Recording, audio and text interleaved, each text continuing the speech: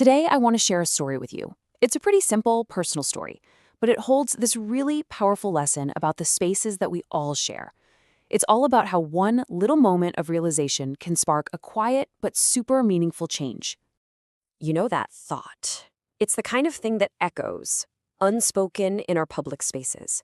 This idea that when no one's watching and a space belongs to everyone, well, it kind of feels like it belongs to no one. And that's the mindset that lets neglect and even damage start to grow. So our story is about this guy, Mayank. He's a young man in a bustling city, and like a lot of us, he's always rushing around between work and the market, and part of his daily routine? Using a public toilet. It's just a quick stop in a busy day, a place he uses but doesn't really see. Now, Mayank was operating with what we can call the government property mindset. It's a super common way of thinking. If something is public, who cares if it gets a little damaged, a little twist too hard on a faucet, a scuff on the wall? It's not mine, right? It's this thinking that creates a huge gap between us and our shared environment. So for Mayank, this was just the background noise of his day. A constantly dripping tap, some graffiti on the walls, a busted handle on a stall door, dirty floors, all of it just blended together. These weren't problems he needed to solve. They were just the way things were. He'd honestly become completely blind to the slow decay happening all around him. But the thing that finally made Mayank see things differently, well, it wasn't some new government policy or a big public service campaign. Nope. It was something way smaller and a whole lot more personal. The catalyst was his younger sister, Meenal. One afternoon, she needed to use that same public toilet he visited every single day.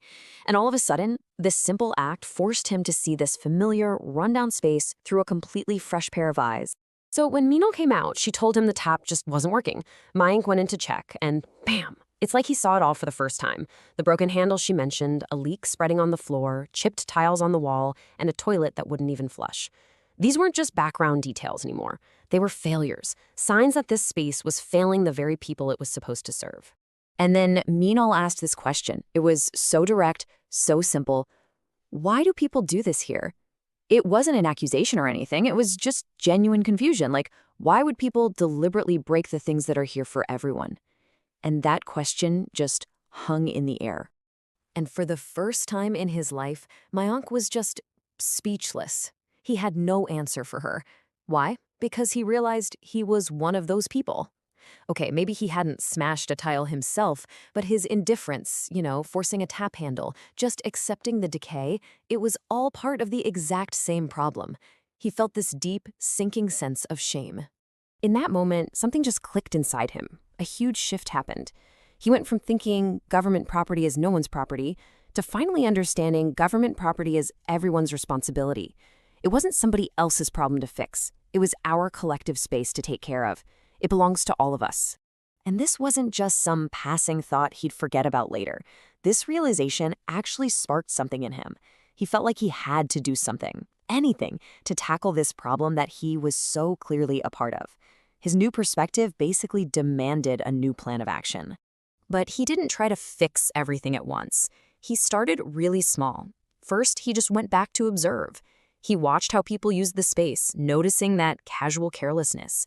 Once he got a handle on the patterns of neglect, he decided to act, but in the smallest, simplest way you can imagine.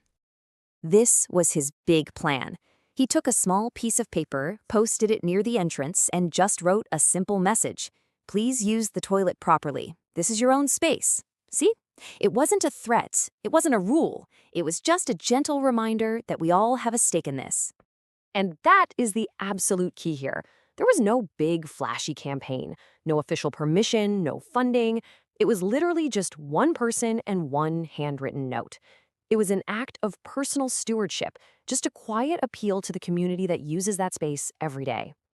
So, did it work? Well, yeah, it did. The damage didn't just vanish overnight, but it did go down. People started paying a little more attention. That one little note acted like a small nudge, a little voice of conscience, reminding people of their shared responsibility. And behavior started to shift, slowly but surely. And this, right here, is the biggest lesson Mayank learned. Real, lasting improvement doesn't always have to come from some new system or a bunch of new rules from the top. True change starts with a shift in our own behavior, in the small, everyday choices we all make. It starts from the ground up. This story really leaves us with this final thought. Misusing a public space isn't just about making it dirty or breaking something. We're actively destroying a facility that exists for our own benefit. So the question Mayank's story really asks us is this: what shared space in your life could use a little bit of your stewardship? एक कदम विकसित भारत की ओर।